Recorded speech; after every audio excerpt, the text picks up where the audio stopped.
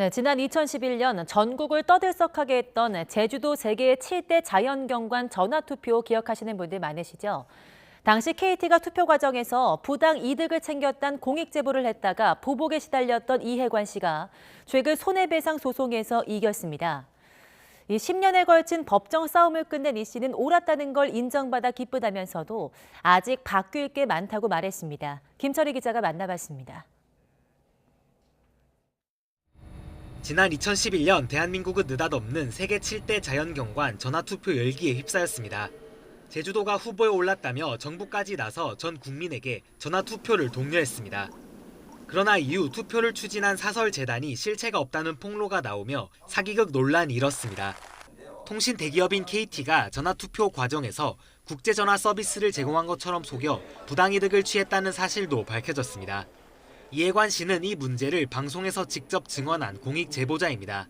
제주 세계 7대 자연경관 선정투표가 번호만 국제전화지 국내 전화로 처리됐다는 것을 알고 KBS 추적 60분하고 인터뷰를 한 게 출발이었습니다. 하지만 폭로 이후 이 씨는 정직과 강제 발령, 부당 해고에 시달려야 했습니다. 긴 소송 끝에 3년여 만에 회사로 돌아왔지만 또다시 징계가 기다리고 있었습니다. 출근하자마자 회사가 이번에 또 감봉을 했어요. 왜냐? 정직도 무효고 해고도 무효라니까 그럼 우린 감봉으로 징계한다. 이 씨는 다시 공익신고에 따른 보복으로 손해를 입었다며 회사에 손해배상 소송을 냈습니다. 그리고 지난달 11일 파기환송심에서 법원은 이 씨의 손을 들어줬고 지난 7일 승소 판결이 최종 확정됐습니다. 공익신고에 나선 지 10년 만이었습니다. 한 번도 그 사이에 법정 다툼을 안 한 적이 없습니다. 그 10년 동안.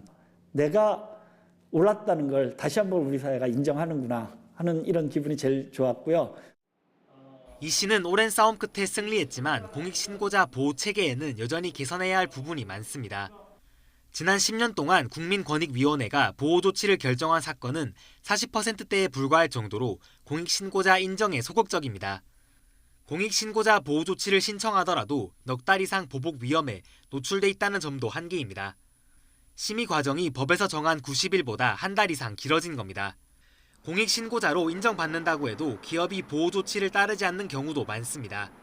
권익위가 더 적극적인 역할을 해야 한다는 목소리가 나오는 이유입니다. 고발도 할 수 있고 이행강제금을 여러 번 부과할 수도 있고 신고자가 이제 연락해서 법률 지원을 받을 수 있도록 이런 신고를 돕는 변호사 풀이 완성되어야 된다. 옳은 일을 하고도 보복에 시달리는 일이 반복되지 않으려면 공익신고자를 폭넓게 인정하고 보호 조치를 더 강화하도록 법체계 전반을 다시 손봐야 한다는 목소리가 커지고 있습니다. YTN 김철입니다.